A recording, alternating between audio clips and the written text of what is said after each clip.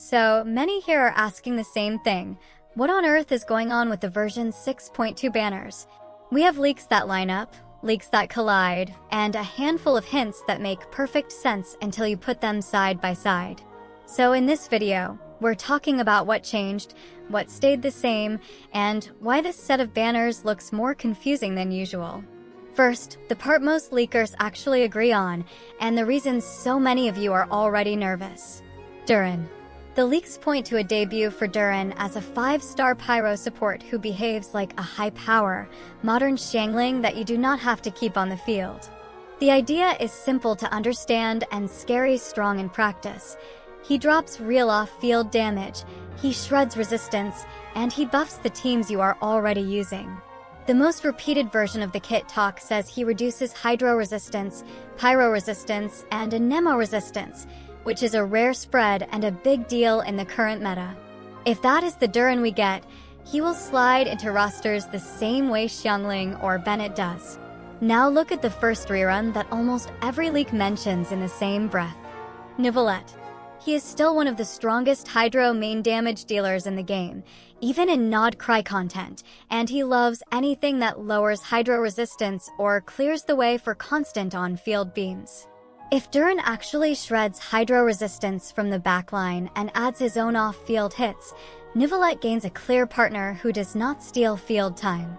That is why people keep pairing their names when they talk about Phase 1 versus Phase 2. You could easily see a banner window built to sell that synergy hard, a fresh support that hands a proven carry exactly what he needs. Even if you are not planning to pull Neuvillette, the logic still helps you. It tells you what kind of value the patch is trying to highlight. The second loud rerun in the leaks is Venti. Some of you already guessed where I am going, because this is where things begin to overlap in a way that can trick the eye. A Venti rerun does not exist in a vacuum.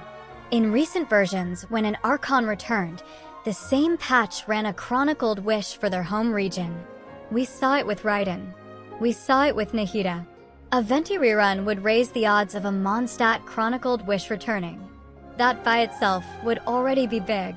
Add the lore link that puts Durin and Dragonpine in the same conversation, and you can sketch a banner cycle that pushes Mondstadt in several angles at once. A chronicled wish with characters like Albedo, Klee, Eula, and their signature weapons would be a very tempting page for veterans and a great catch-up page for newer players. And yes, I hear you asking, why not Fontaine after Sumeru? The honest answer is that Hoyo rarely bundles a chronicled wish with too many still top-tier picks at the same time, because that would be a little too generous and would throw off banner balance. A Mondstadt rerun makes more sense right now. So far, so clean. Durin is the common thread. Neuvillette and Venti make sense. The part that turns the leaks into a puzzle is the fourth slot. This is where sources split in two. One group says Escoffier returns. Another group says Verisa gets her first rerun instead. You can build an argument for both. Escoffier has a kit that sings only in freeze settings and loves tight control, which would stand as a clear counterpoint to the pyro pressure on the other side of the version. But she can also work with Neuvillette. On the other hand, Verisa plays as an electro plunge carry with a very modern feel and a strong ceiling when you build around her strengths. A first rerun here would be timely and popular, and it would feed into the ongoing push to give electro carries more team paths in Nod Cry. When both stories make sense, that is when you know the leak window is still open and the final order is not set. Let us also talk about the 4-star layer that usually gets ignored until the banners are on screen. The most common name floating around is Jahoda, a new Anemo 4-star. She will probably lean into a supportive role. She can slot into a lot of teams as a swirler, battery, or comfort pick, which helps round out the value of either side of the patch. A fresh 4-star who can hold a set like Viridescent Veneer, feed energy, and enable larger area control will never be a bad thing. If she adds even a small nudge toward the lunar systems, that is just a bonus. So how do you plan when leaks tug in two directions? Start with what will not change even if the order flips. If you want a universal support who raises the floor of old units, Durin is the safest reason to engage this patch. Off-field damage plus resistance shred is evergreen power. If you love Neuvillette and missed him the first time, he remains an anchor pull, and any Hydro resistance shred on the other banner just makes him better. If you live for exploration and group control and you never grabbed Venti, he still shines in the same places he always did. If you are a Freeze fan and pulled Skirk without her, think about it again. If you want a fresh Electro carry and the Verisa path is real, that opens a new lane for your account. None of those reasons need the exact phase order to be right. They are reasons because they fit your roster and your taste. But here's a quick reality check. You do not need to lock your pulls today. We have runway.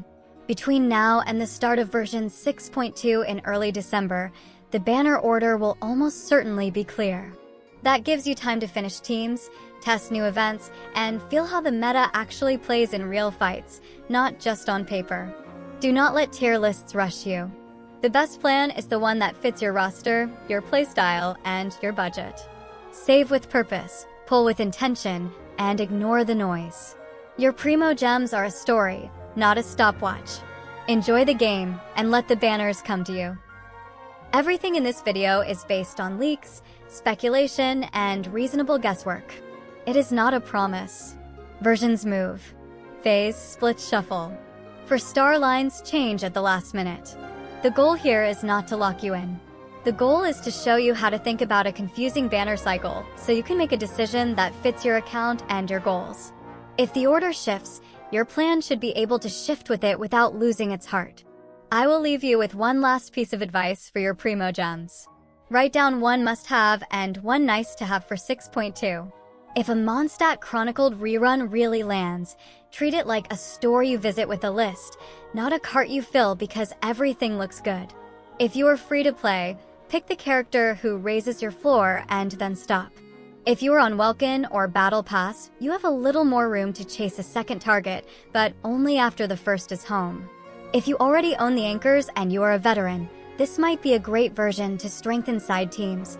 Grab a missing signature that helps multiple units, or simply save for 6.3 and beyond. That is my read on why the 6.2 banners look messy at first glance, and how you can turn that mess into a simple plan. Tell me in the comments which path you are leaning toward. Are you aiming for Durin Day 1, waiting to see if Neuvillette shares a phase, holding out for Venti and a Mondstadt Chronicled rerun, or hoping the last slot lands on your favorite between Escoffier and Verisa? I try to read everything you send, and your poll plans always spark good ideas for future breakdowns. If this talk helped you breathe and make a plan, like helps more than you think, and if you want clean updates the moment the order is official, feel free to subscribe. I will see you in Nod Cry, and we will figure out the rest together when the banners land.